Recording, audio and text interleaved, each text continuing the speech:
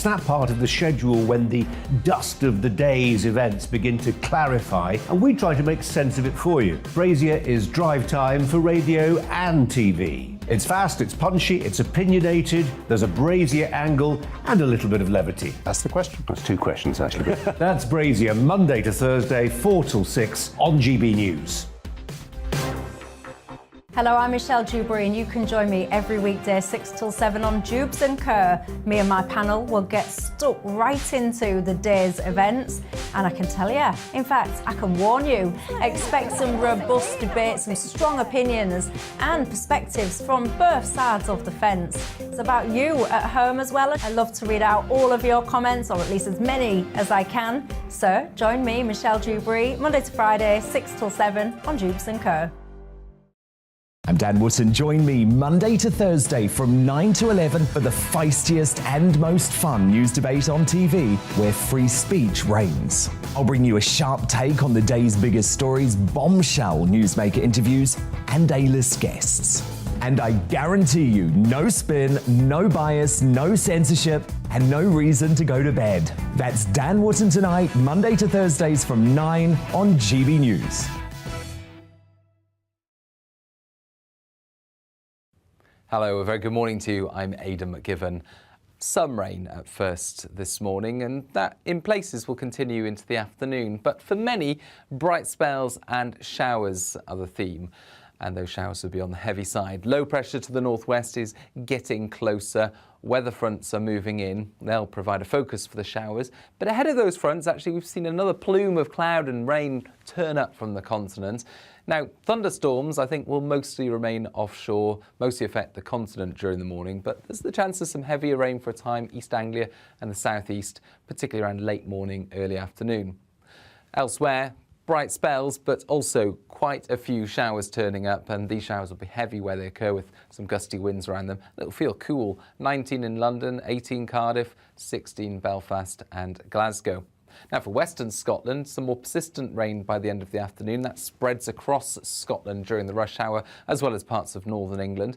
It does clear through, and then by the evening, showers mostly confined to central and western Scotland, with good amount of clear spells elsewhere, particularly central and eastern parts of the UK. Temperatures in main urban centres, 11 or 12 Celsius by dawn tomorrow, but in sheltered spots, we're looking at 8 or 9 degrees. A bright start, nevertheless, plenty of sunshine for the Midlands, East Anglia, South East England, Eastern Scotland, North East England. But actually, there will be a lot of cloud building through the morning. And by the afternoon, most places are generally cloudy, but the best of any bright weather will be across England and Wales. Just a few showers here. More persistent showery rain turning up in Western Scotland by the end of the afternoon. 15 degrees in Glasgow and Belfast, potential for 21 in London. And I think in the southeast, Sunday's looking mostly dry with some warm sunshine, but elsewhere there'll be a lot of cloud, outbreaks of rain or showers.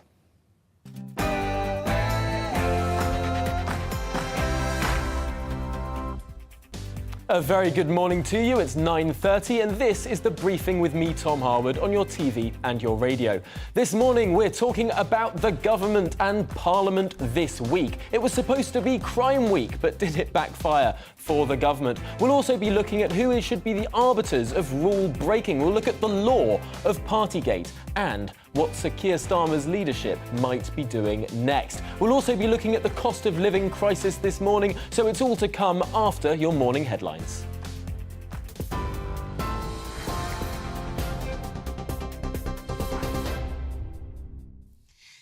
Thank you, Tom. It's 9:31. I'm Rhiannon Jones in the GB newsroom. Senior figures involved in Downing Street parties held during lockdown could be named in Sue Gray's report, expected to be published in the coming days. The Prime Minister has vowed to shake up Number 10 over the COVID-breaching gatherings. In Ukraine, the governor of Luhansk says 13 civilians have been killed by Russian shelling in the past 24 hours. At the Azovstal steelworks in Mariupol, as many as 1,700 Ukrainian soldiers are thought to have surrendered. The UK has delivered more than 11 million items of medical aid to Ukraine since the invasion began. Health Secretary Sajid Javid says Russia has so far attacked around 200 health facilities in the country. The US House Speaker says it's deeply concerning that the UK government's seeking to discard the Northern Ireland Protocol. Nancy Pelosi says Congress will not support a free trade agreement with the UK if it undermines the Good Friday Agreement. The UK's retail sector saw a 1.4% rise in sales in April. That's according to the Office for National Statistics. That follows a drop of 1.2% in March. Sales of alcohol, tobacco and summer clothes drove the increase. That's despite many shops being forced to put their prices up.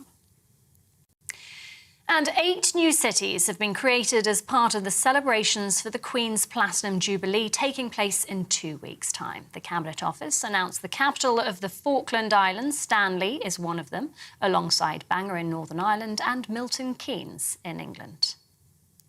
TV online and DAB Plus radio, this is GB News. Now it's back to the briefing with Tom Harwood.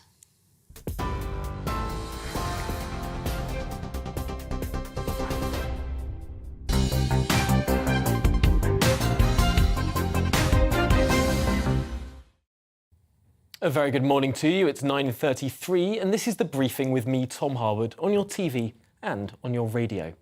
Now, this week was billed by the government as Crime Week. A series of announcements were planned from the Home Office. Everything from greater use of tasers to a tougher drug policy and more bobbies on the beat. Yet Crime Week did not turn out exactly as the government had hoped. Instead of positive stories to do with the government tackling crime, quite the opposite took place. An MP was arrested over rape allegations and, of course, the Met Police investigation into Whitehall and Downing Street COVID rule breaches concluded, with 126 fixed penalty notices having been issued. So what has this week said about the culture of Westminster? And is the Prime Minister really in the clear over Partygate? Well, I'm delighted to be joined now in the studio by James Heal, diary editor at The Spectator. Welcome to the programme, James. This week has been a bit of a rollercoaster ride. It seems like we've had various different stories. The main story of the week has changed as it's gone through. What's been your big takeaway? Well, I think it shows the unpredictable nature of politics at the moment, in that the government can try to set the agenda, but so many events are outside of its control, and the difficulties that Boris Johnson has in spinning all these plates at the moment. Of course, on Tuesday, we saw that an MP had been charged and arrested, as you say, with rape, and then that was the story that dominated on Tuesday, Wednesday. And then Thursday, of course, suddenly the Met announced that there were going to be no more party fines, despite, I think, widespread expectations on all sides of Parliament that there were going to be more fines for Boris Johnson.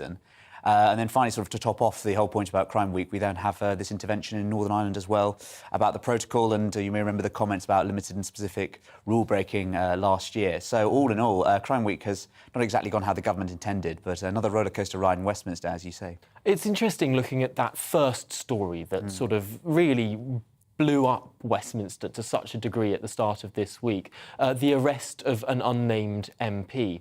And then the Speaker making that intervention to say that no one should name that MP, despite the name being relatively well known in Westminster. It's a very difficult balance to strike here in terms of press freedom and anonymity for the accused but not charged member. What are the rights and wrongs of this? I think that what we've seen here is a real cultural change in how we report on MPs being charged. You may remember there was a similar incident reported 2 years ago, and I think that was broken on a Sunday, and both the Sunday papers just said it was an executive MP, but no names were ever mentioned about that. It's a really difficult one, a grey area, and I think a lot of newspapers have had to put explanations on their websites and explaining why they can't report this MP, and the importance of, when it comes to legal proceedings. I know it's very tempting on social media, etc., to get involved, but around this issue, it's something that politicians are still keeping track of, and obviously then it gets into issues about should the MP stay away from Westminster, and of course that then leads to speculation about who the person is based on who is and isn't in Westminster at the time. So we will see if any more developments come about this, but obviously there are some calls within the Conservative Party to suspend the man, have the whip taken away from them. It's really, really interesting there. And of course, the Conservative Party has had a bit of a bumpy ride recently. The Prime Minister, though, might be safer by the end of the week than he was at the start of it. What's your assessment on whether Boris Johnson can survive to the next election now? Well, I think we were all surprised by what came out yesterday. I think that clearly the fact there's no more fines is relatively good news for him. Obviously, being under police investigation was never an ideal scenario, but it was what they would have been hoping for. And I think you can see that in some of the reaction of some of Mr. Johnson's opponents. But I think that they will just be relieved and now focusing on the next big obstacle, which is going to be those 2 by-elections on June the 23rd. One in Wakefield, the heart of the Red Wall, and the other in Tiverton, and what the Lib Dems want to call the Blue Wall. And it'll be really interesting to see if Tories will take 1 or 2 of those or lose both of those, and that will lead to more questions, because ultimately it's the Conservative MPs who put him in and the Conservative MPs who could take him out. I find it really interesting, that 23rd of June date, because we all remember the 23rd of June 2016, the date that arguably made this Prime Minister in the first place, of course, the Brexit referendum. But taking a step back before then, Sue Gray's report now expected to come out next week. Is that going to be a hurdle for the Prime Minister, or has the end of the police investigation really cauterised that wound? It's a good question. I think most of the expectations of what's going to be said have been priced in. That being said, there was an interesting report in today's Mail about some of the details make you say, good Lord, you know, some of the added colour, as we like to say, all the details about what was going on. Apparently, one of the parties ended in a drunken brawl. So there could be more things which make people sit up and notice. That being said, I think most of the Conservative MPs have taken that into account. I'm not sure how many more minds will be changed. Public opinion has been set, but we shall wait and see just what Sue Gray has to say finally. And of course, the Labour Party feeling like they can't go in so hard on the Prime Minister now because their own leader is under police investigation. How do we know about how Labour have been responding to that, or indeed how some other members of the shadow cabinet may be preparing for some eventualities? Yes, I think Labour was very flat-footed in its response to what was happening and didn't particularly take it seriously until almost when the police didn't open the investigation the day after the council elections. I think you saw that yesterday in Keir Starmer's media interviews after what went on with the news came out about Partygate, and I think he was very much on the back foot about that, and the wind had taken out of his sails. And obviously there's now a lot of speculation with the Labour Party about if Keir goes, which I think is unlikely, but, you know, if he might lose the next election, etc., who would be replacing him? And there's a lot of talk around Wes Streeting, got a very good profile in the Financial Times this week, Rachel Reeves as well. And I think that just shows that Keir Starmer, unfortunately, doesn't have that much loyal support within his party, the fact that so many people are willing to openly or near openly speculate about who will succeed him. Interesting, a sort of shadow leadership contest going on, not quite out in the open, but certainly behind the scenes. Really interesting there. Thank you so much for summing up this week in Westminster. James Heal, of course, diary editor at The Spectator. Really appreciate your time this morning. Well, now turning to the Prime Minister Boris Johnson, of course, who will face no further fines, as we were discussing, after the police closed their Partygate investigation. After months of investigative work, the Prime Minister was found to have breached the rules on just one occasion, the 19th of July 2020 in the Cabinet Room, featuring a cake in a Tupperware box. Well, this is what the Shadow Secretary of State for Women and Equalities, Annalise Dodds, had to say on the matter. Well, I think actually many Conservative MPs have said that they are going to wait and see what happens with the Sue Gray report. And of course, the road is open now for that being published. It should be as soon as possible. And the real problem with all of this is, just as you mentioned, rather than talking about the cost of living crisis and the measures that Labour has called for, instead, we still have a focus on all of this rule breaking, the sleaze, the scandal that's taking place around Boris Johnson, because he won't take responsibility for it. He initially lied about whether rules had been broken, about whether there had been parties in the first place. Since then, there seems to have been chaos as his MPs have tried to defend him. He just needs to take responsibility. He needs to resign, get out of the way. We need to have a government that will actually focus on those big issues, like the windfall tax, like the other measures that Labour is calling for to help people through this awful cost of living crisis. So the Labour Party there still calling for the Prime Minister to resign despite no further extra fines. But that's the politics. What does the law say about all of this? I'm delighted to be joined now by Stephen Barrett, barrister at Radcliffe Chambers. Welcome to the programme. I suppose it's been the most interesting rollercoaster ride of various investigations, and we're now talking about various police forces as well. The Metropolitan Police deciding that one event broke the rules, something that many people would have considered to be a relatively low bar for events, but others didn't. What's their reasoning behind that, would you expect?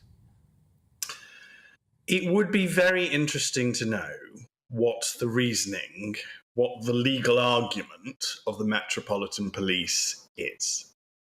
Because none of this has made much sense as law. So there's a lot of politics going on, and you've just done the clip of Annalise Dodds doing politics. And it's not really been terribly edifying for the law, because the law was that the first lockdown was actually very strict. There was a very strict legal test for the first lockdown. All of this stuff happens in subsequent lockdowns. That's Keir Starmer's beer and the Prime Minister's birthday cake.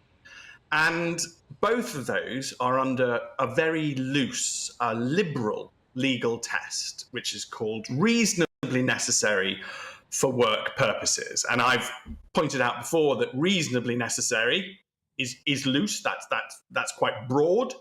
And work purposes is actually broader than just saying work, because, work purposes might involve all sorts of things. I'm a barrister. I did pre-pandemic, I used highlighter pens. If I go shopping for highlighter pens, then that's for the purposes of my work. So it's a lower bar. Stephen went to the shop and bought some highlighter pens. Oh dear, tut. No, that would be reasonably necessary for the purposes of my work. So it's always been a very permissive test. And I'm not at all sure what has happened or how we have got ourselves into the situation where one police force has taken a much stricter approach than any other police force. And I've made this point to you before, and to your credit, you as a journalist, you engage with this, and it's important. We literally can't do politics in law, because law has to apply to everybody. So if one police force is going to investigate historic offences, then they all suddenly have to. And if they all suddenly have to, then they all have to apply the same test. Now, this is why I've just always been consistent. The test is very permissive.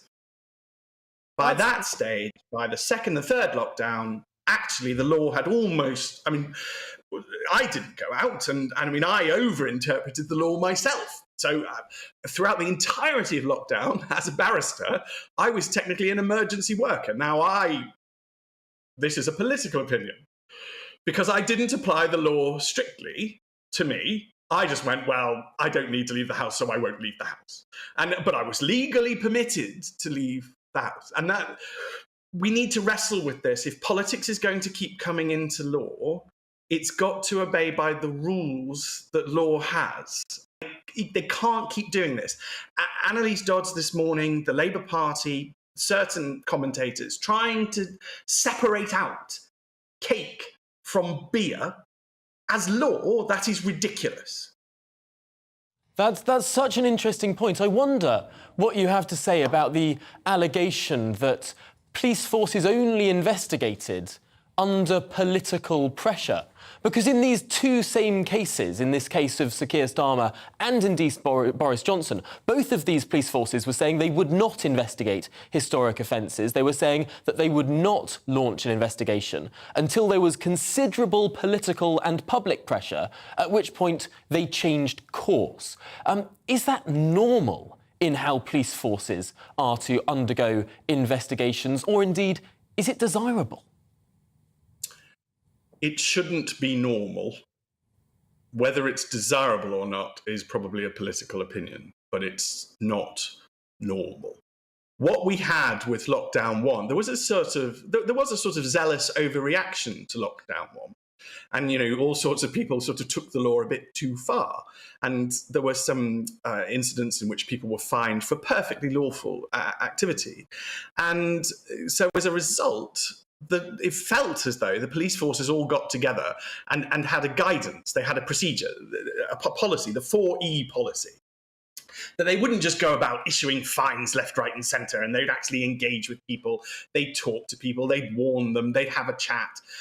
None of that was followed in relation to what is called Partygate, which is really just a large number of civil servants being fined.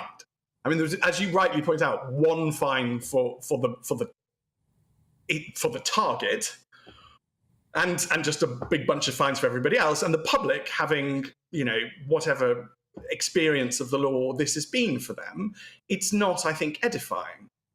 And no, law must be consistent. The police forces must be consistent in how they apply this law.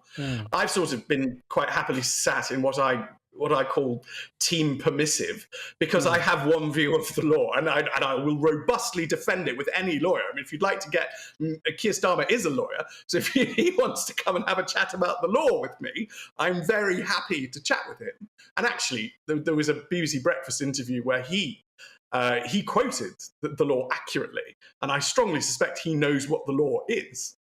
So it's a curiosity that we have ended up in this place with a bunch of fines issued by only one police force. Durham has sort of broken its sort of boundaries a bit. I mean, I don't know whether it's a political opinion or not to express hope on what Durham does, but I hope Durham follows law in an objective and proper way, because we do need this. And it does seem like this is going to happen a lot, Tom. It feels like politics is coming into law, and politics has got this sort of gravitational pull, and law must not bend to this gravitational pull. Law must stay as law, objective, clear, true for everybody, and applied the same. And that something's happening that isn't quite that. Yes, no, really, really interesting stuff there. And of course, the distinction between cake and beer, as you rightly say, does not seem like a particularly broad one to me. Well, thank you, Stephen Barrett, for joining us this morning on the programme. Really interesting stuff there on the legality of all of this and what the law says. Thanks for joining us this morning. Well, now back to the cost of living. Ministers are facing growing calls to bring forward increases in benefits and indeed the state pension. There are also calls to cut taxes, VAT in particular, but also potentially bringing forward that 2024 income tax cut too. And that's before we get on to the growing calls for a windfall tax on oil and gas to raise cash to spend on lowering energy bills. Some argue that spending more will make inflation worse, while others say that something must be done. Well, what are the real options that the government has to deliberate over on this issue? Joining me now is the economist, Vicky Price. Thanks for joining me this morning, Vicky. I'm really interested here in the calls to increase benefit spending, because some people say that could be, in effect, counterproductive. Pumping more money into the system might well make inflation worse. Yes, one can see that the argument perhaps can be made, but in reality, when you look at the spending of the people at the lower end of the pay bracket, those who are on benefits, they spend it mostly on food and on energy. So we're talking about them being able to afford the very high prices that are there already. The chances of them contributing to an increase in food inflation, which is, of course, caused by international factors, or to a further rise in energy prices, which again are caused by international factors, those chances are very, very small. So it does make sense to concentrate on that part of the population. Of course, you could argue that if you just give income tax cuts to a wider range of people, then quite a lot of people at the higher end of the pay bracket are going to benefit, and they will be spending it on things that perhaps you worry about in terms of what the impact on inflation might be. But a concentrated one on pensioners and on benefit recipients would actually make quite a lot of sense in terms of enabling them to survive this very high costs that they have to put up with right now.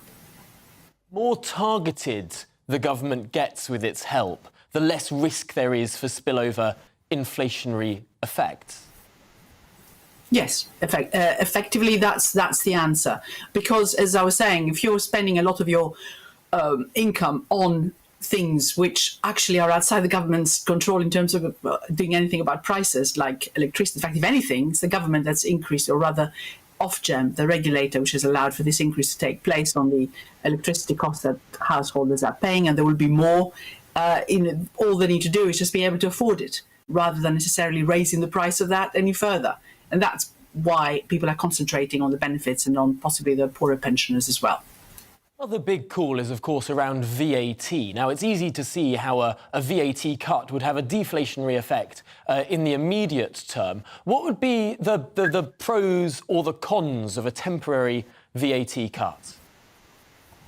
First of all, of course, it makes things more affordable. I mean, look what happened when VAT was reduced quite considerably for leisure, tourism, hospitality, and so on. That actually led to a boost in demand there, and it kept the sector going at a time when it was really suffering quite a lot during COVID, if you remember. That's all gone now. But actually it does have an immediate deflationary impact, because you just take, whatever, 2.5% off the price of goods at the end of the day. Yes, not all goods are at 20%, which is the VAT rate. There are some that are at 5%, some are 0%, but the vast percentage of everything we buy has 20% VAT. You reduce that, as happened at the time of the financial crisis. That brings inflation down, but it also, of course, improves the ability of people to buy the goods that they would otherwise have found rather expensive to buy. There is always a question mark, of course, which is, will the retailer pass it all on, or will they try and keep a little bit and make some profit? I mean, we saw that with the fuel duty cuts that took place. Not all of it was passed on to consumers by all garages, for example. And in some cases, of course, it was all disappearing, within a week anyway.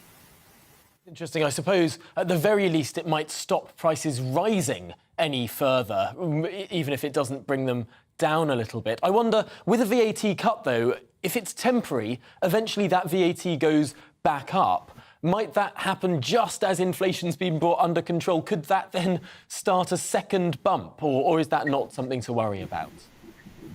Yes, you can worry about that, but it depends, of course, when you're raising it. I mean, the government, again, if you think back at the time of the financial crisis, reduced it by 2.5%, then put it back up, and then increased it again later to 20% because it needed the funding.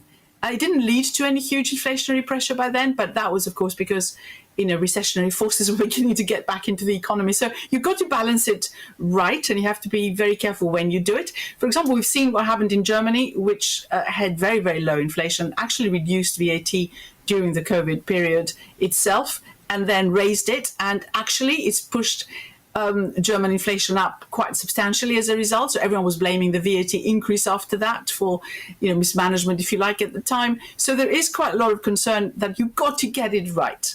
But of course, the government raises huge amounts from VAT, as it does, of course, from income tax. And those are the two, if we're talking about reducing both, you mentioned income tax perhaps coming down and VAT coming down, then you wonder what's going to happen to government finances in the future, especially if the economy slows down.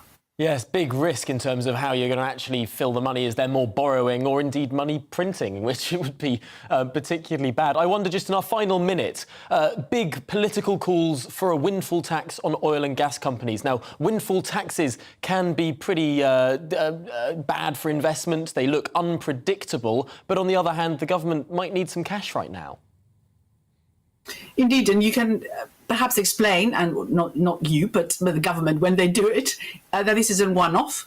And after all, lots of companies have already hinted that they're not going to reduce their investment in the North Sea or in renewables if they get taxed additionally.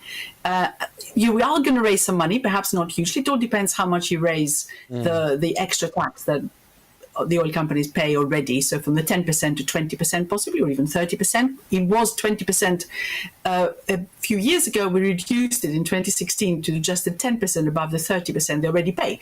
Apologies for all these numbers. Yes. But it means that oil companies already pay more than anyone else in the good years. In many years, they haven't paid anything. And of course, there are some smaller companies as well which would be affected. And I wonder if there'd be a difference between the really big oil and gas companies versus the smaller ones. I'm afraid we've run to the end of the programme, though. This is a discussion we'll have to continue another time. For now, thank you so much for joining us. Vicky Price there, The Economist, of course. Coming up, it's To The Point with Patrick Christys. But first, here's the weather. Hello, a very good morning to you. I'm Aidan McGivern. Some rain at first this morning, and that in places will continue into the afternoon. But for many, bright spells and showers are the theme.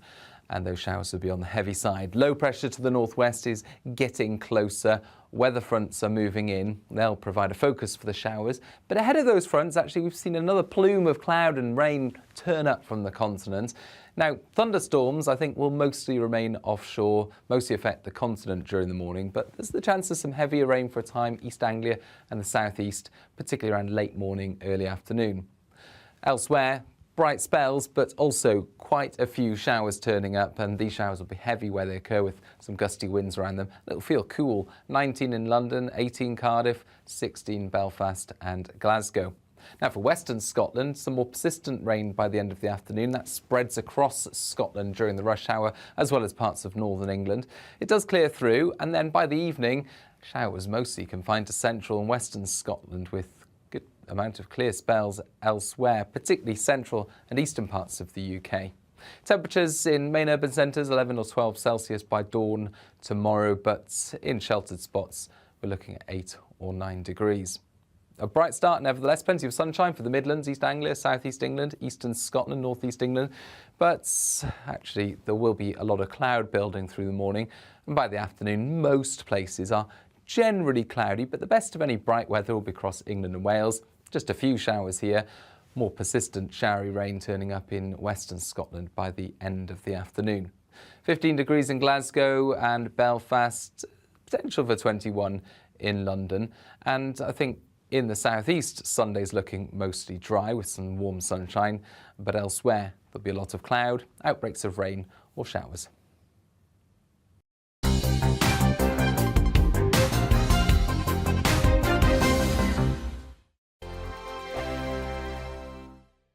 Every morning from 6 o'clock, we'll wake you up with GB News Breakfast with all the stories you didn't know from the night before. So whether it's serious news, entertainment, or your own views from all over our great nation, we're here to kick off your day with a smile. The national media should be reflecting and reporting what's happening here. You will notice the northwestern accents. Whether you're with us on TV, radio, or online, every morning, it's breakfast from 6 a.m. Hope you can join us. On radio, they call it the drive time slot, 4 p.m. until 6 p.m.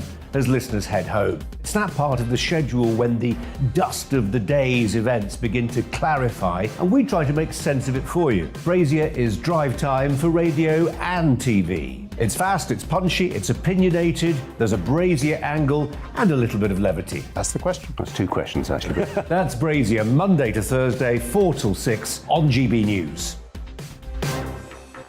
Hello, I'm Michelle Dewberry, and you can join me every weekday 6 till 7 on Jubes and Kerr. Me and my panel will get stuck right into the day's events, and I can tell you, in fact, I can warn you, expect some robust debates, some strong opinions and perspectives from both sides of the fence. It's about you at home as well. I love to read out all of your comments, or at least as many as I can. So join me, Michelle Dewberry, Monday to Friday, 6 till 7.